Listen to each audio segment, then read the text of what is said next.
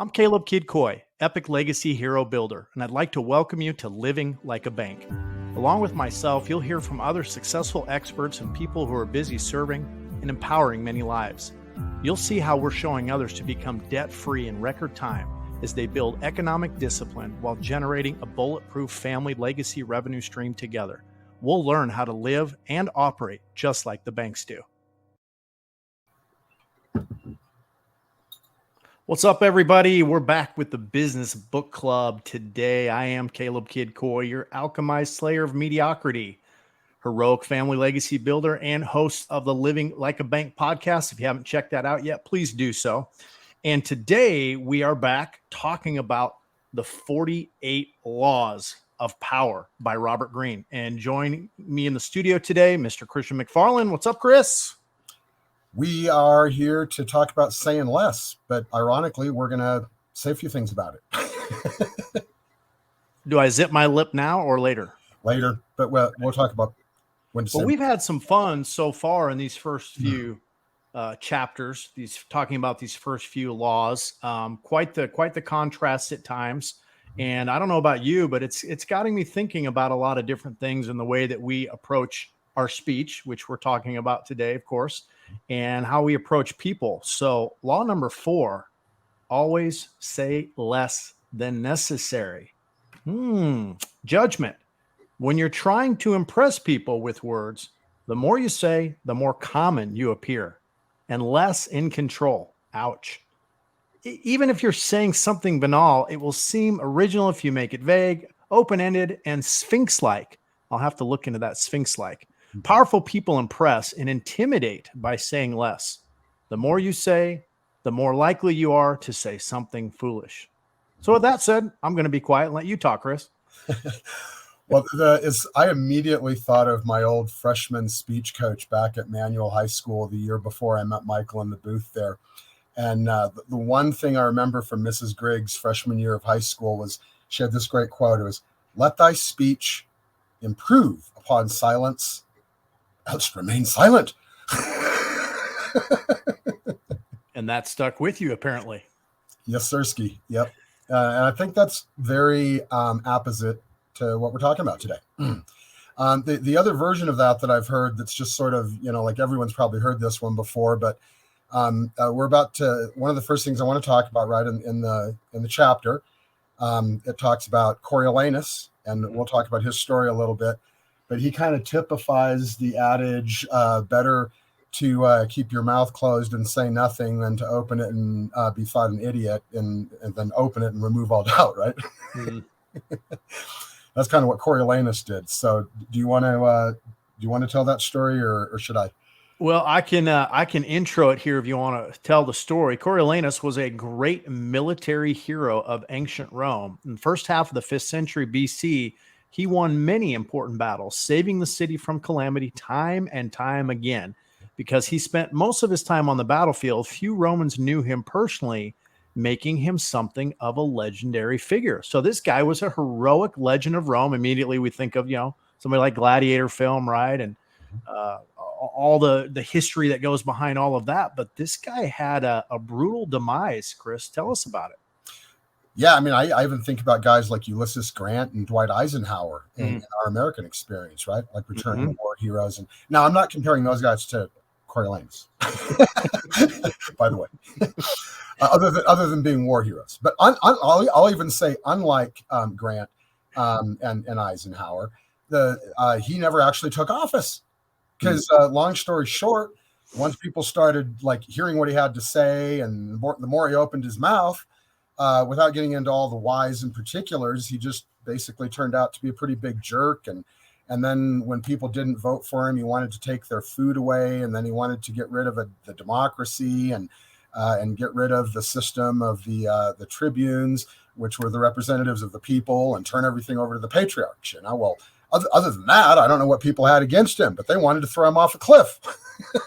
So back up a bit for us, Chris, because originally, right, this guy decided he wanted to run, right? He wanted to get into politics. Yep. And because of his heroic reputation, it was already assumed this guy was going to win until he stuck his foot in his mouth, essentially. But his first speech, the story goes, he just showed his scars, so to speak, right?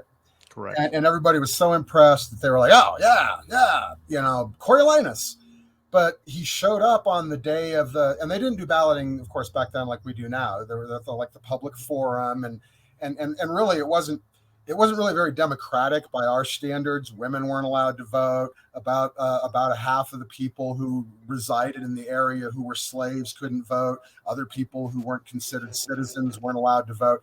But those men, and at that time it was only men who were there who were allowed to vote, watched him parade into town with his big procession like he had already won. And then he started giving a speech, and during the speech, he just sounded like basically a real jerk without getting into all the details, because there's a lot of other stuff we want to get to.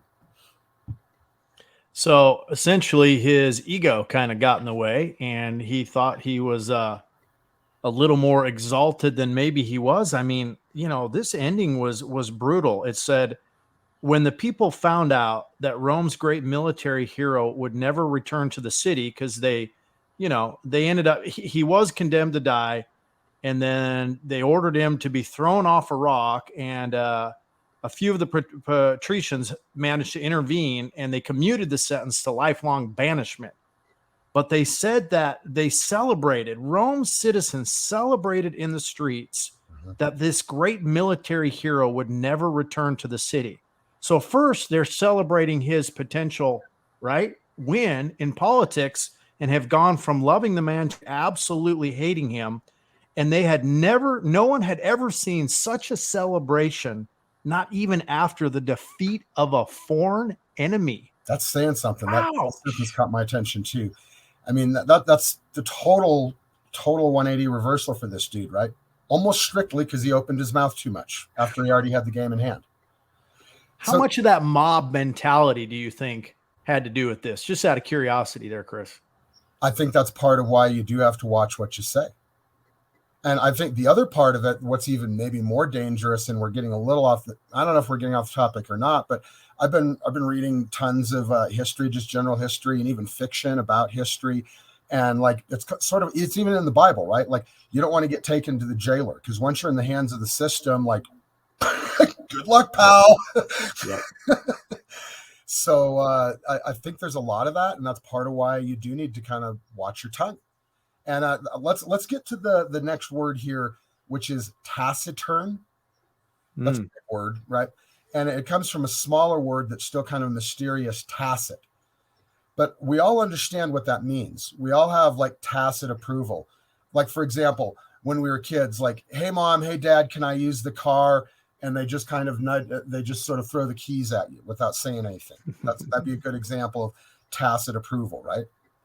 So sometimes we can be taciturn. And the example they give is Louis XIV, right? The Sun King, l'État c'est moi, I am the state. And he was the state, but Greene informs us that when he was younger, he was actually kind of a big mouth, right? Mm-hmm. Kind of talked too much, kind of had a reputation for saying too much, and he learned eventually, to his credit. And so, do you want to introduce it, and then I'll. So I'm not. No, you're on a roll. Go for it. So basically, there was Greene talks about how the ministers would get together ahead of time to like try and figure out what they would say to Louis and when they would say it, and even like what kind of look they would have on their face and what part of Versailles they would be in. And they'd come up to him and they'd give him the whole long story, both sides, all aspects, sort of like watching CNN or MSNBC or Fox or something, right? And Louis would get it all. And then he'd go, I shall see. 3 words. And he wouldn't say anything else. And he'd sort of take it under advisement. And you usually didn't ever clarify anything. They'd just see what his decision was when somebody got their head cut off or awarded a chalet or chateau, I meant. Chateau. Yeah. I like chalet. It rolls right off the tongue, though, doesn't it? Chalets are in Switzerland. But, chateau. So here's my question, Chris. We talk about someone in a high position of authority and influence. They're a king, right? Right. Saying less what about somebody who's not very well known that is trying to grow or attain some position of power and influence? Do you feel like there's more of finding the right balance? Because obviously, if people don't know who you are, right, you're Right. not going to gain respect. But at the same Right. time, we see obviously the hero, Rome's council, whoever the mob represented, a very influential entity, is maybe different than referencing somebody who is completely unknown for any accolades, whether war or financial or whatever. So is there some kind of balance there in your mind, or what does it So, look I mean, like in the? two of my favorite historical figures, and a lot of people's, are Caesar and Abraham Lincoln. Mhm. And they both came from, especially Lincoln came from super common origins, but Caesar pretty much did too. And they both made their way by building, not to get to the, we're going to have the next episode, we're going to talk about reputation more, but right now we're still just talking about, there is a balance, right? Because this chapter is about saying less, but you also have to say enough. Right. Right. And so there was another quote from that chapter from some cardinal, I don't remember his name, but it is even more damaging to say foolish things than to do them for a minister. So I think when we're in that position of not being the king, Leatat ses moi, but we're in a position of serving the king, being a minister, some sort of, and it doesn't, I mean, that's historical stuff, but any kind of an agent or whatever, then we can go out and do that. Michael, you popped in. Yep, producer poppin'. I just wanted to add in another pop culture reference to it. I mean, Lin-Manuel Miranda in Hamilton, I mean, showed that he really researched a lot for that. I mean, one of the songs in there, The Room Where It Happens, is a direct reference to the West Wing TV series because he was a huge fan of that. I'm guessing that I've never heard of this, but I wouldn't be shocked to find out that he had also read, the 48 Laws, because one of the songs, I mean, a refrain throughout the show is Aaron Burr's advice to Hamilton and how to succeed. And it's a recurring theme in terms of their parallel lives during the whole course of the show, and chronicling their lives and their parallel paths together, is that Aaron Burr's advice to Hamilton. And one of the main songs that recurs is talk less, smile more. And so clearly Lin-Manuel Miranda, I'm pretty sure had to have read this to make that reference, because it's the common theme in there, is that they had these uneven parallel paths that, showed, Aaron Burr wanted to rise to power, but he wanted to do it by people knowing nothing about him. That was his secret to success. And the only thing is it ruined him in the end, doing that, Hamilton, who did the opposite, who kind of burned bright and burned fast and burned out, that towards the end, he keeps him from the vice presidency by basically telling people, it's like, do you really want the guy who you don't know what he stands for? I know that's gotten him this far, but, for him to be the president, do you actually want him to get there by not really telling you what he's about? So there's positives and negatives to it, but on the other hand, Hamilton, it continually got him in trouble, always letting people know exactly what he was thinking. Michael, as long as you're on, thinking back to when I referenced earlier in my freshman year of high school, and we met when we were sophomores, little personal indulgence there. But I remember in that year, I went over to your house, and I think for the first time in my life, I might have seen it in a book or somewhere, but your dad had like Warhol prints. Okay. And we're about to get to Warhol for a second. And so I kind of credit you in my mind with like exposing me to Warhol. I always have. So I just wanted to acknowledge that while you were still on. I'll take the credit for in general pop culture guy. Yep. Yeah, you definitely showed me a lot of stuff. But I think one of the things that in the section about Warhol, right, is Warhol kind of gave credit to a guy a French guy who might not be as well known to an American audience, but Warhol brought him up, which is Marcel Duchamp, who was a well-known artist at the time. And he talked about, or actually didn't talk much about his work and got other people to talk about it, which is what Warhol did, right? So I think there's something there that goes way beyond artists that could apply to almost any area of life, is get other people to talk well about you. And I think the story that Michael is just telling from Hamilton, I was thinking about that the whole time he was talking about it too, right? If you say too much about yourself, you don't leave any room for other people to say good stuff about you. Right. Yeah, interesting contrast there too, Chris, and I think about, let's bring it back forward to modern day and age, for example, social media influencers, right? Mhm. And we see, a bit of a paradox there, I guess, if you will, right? In the play for power, because I think I've noticed personally more and more over recent years. Let's take LinkedIn, for example, like, a platform and a site where you've got a lot of very high level professionals, executives, CEOs. And I think there's more and more of a demand for people to say, okay, we want to peek behind the curtain a little bit. Who is this guy, right? Normally the CEO, right, behind the scenes or whatever, but they want to get to know that person. And I think that's why we see more and more people, maybe going live, showing their face, talking about themselves, versus being, that Oz behind the curtain. It's something that I've noticed more and more. So I think there is a bit of a desire for people going, okay, if I want to do business with this company or, moving forward, and it doesn't necessarily mean they're a startup or, a newbie, but it's like, I want to know who this person is. How do you feel about that? Well, I think it brings us to the reversal, actually, if we want to pull up that graphic. Perfect. Yep. And I actually had a thought going through this chapter for like the fourth or fifth time. It kind of clicked for me that kind of exactly what you were just talking about, really, is when you have a captive audience, like if you're giving a speech throughout history, whether it's, Caesar, the Lincoln Douglas debates, or any of the great orators throughout history, or in a more modern context, stuff on TV or movies or whatever forms we communicate. I'm sure that Greene is not saying that words don't have power. Mm-hmm. Obviously, he even makes a joke about it, right? He even makes a joke that even people who say they don't want to be famous want credit for the book they write about not wanting to be famous. Yep. So I think that is the reversal. Is that if you have an opt-in or captive audience, you still don't want to say too much. Right. You still want to say just enough, but you do sort of have that liberty or license to educate or profess, I guess. Right. Mm-hmm. And let's just take a moment. We'll read the reversal here. There are times when it is unwise to be silent.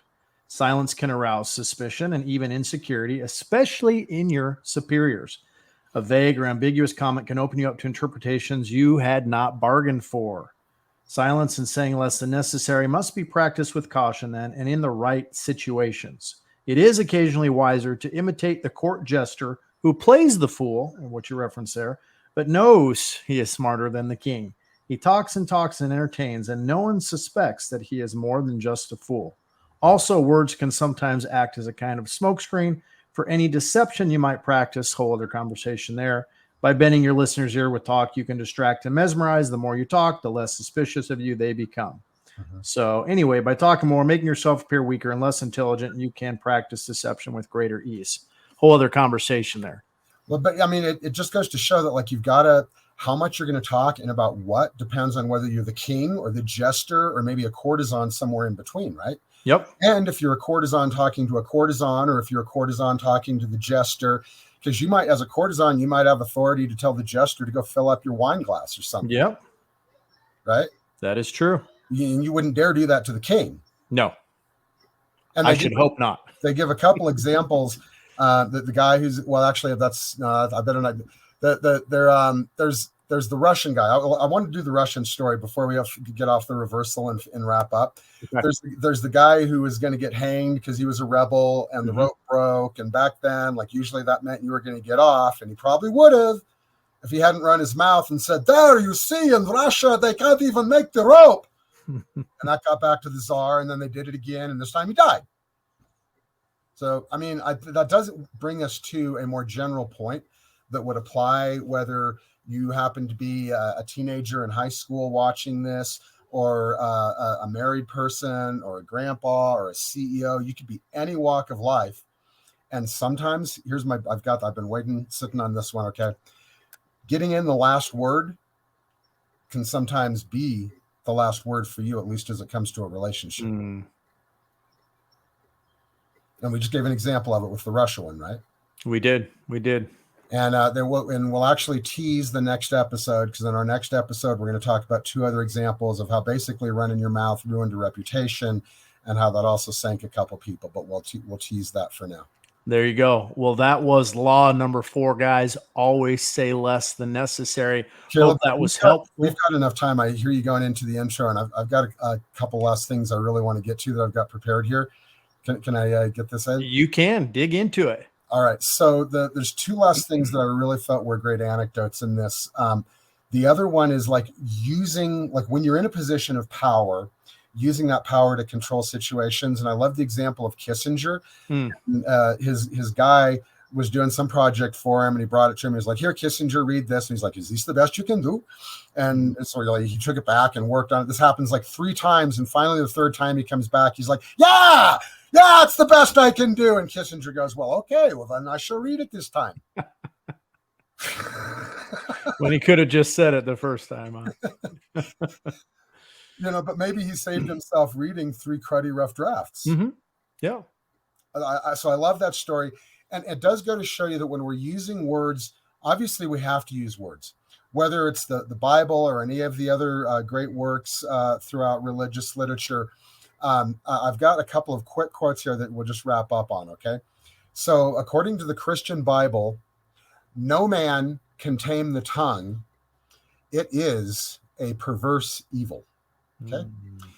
According to Taoism and the Tao Te Ching, the Tao that may be spoken is not the true Tao.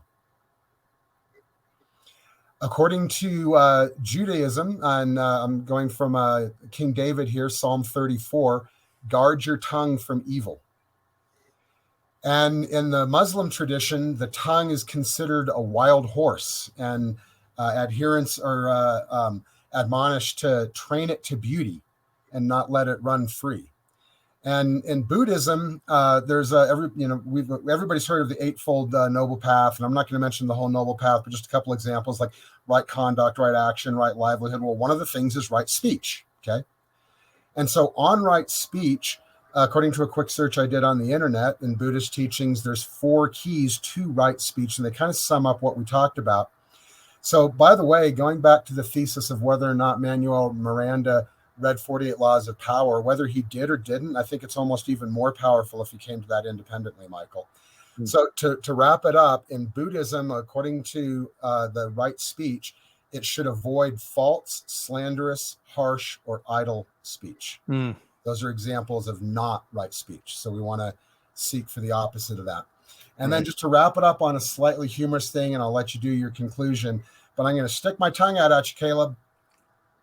Because in Nepal, that's how they greet each other. My tongue isn't black, is it? That's a proof. That's a proof. I'm not. That's a proof. I'm not an avatar of the evil demon. So gotcha. Okay. There we go. I might have. Well, that is some good Nepalese history right there, Chris. Thank you for that. So, in conclusion, I've heard it said that life and death resides in the power of the tongue. Are we using it as a weapon to build people up or tear people down and destroy them? That is what we should always consider. Hopefully you're speaking words of positivity, love, encouragement, hope, and edification.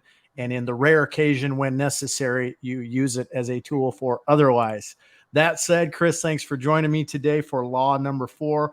In the next episode, we'll be talking about reputation. Guys, don't forget to like and subscribe to the Living Like a Bank podcast, and we'll see you again next time. Thanks for tuning into the show. Please be sure you subscribe on YouTube or the podcast on anchor.fm and follow me on social media at Metalpreneur. If you're ready to talk about building your own bank, use the QR code or go to rebrand.ly/buildabank. Be sure and join us for the next broadcast as together we learn to live and operate just like the banks do.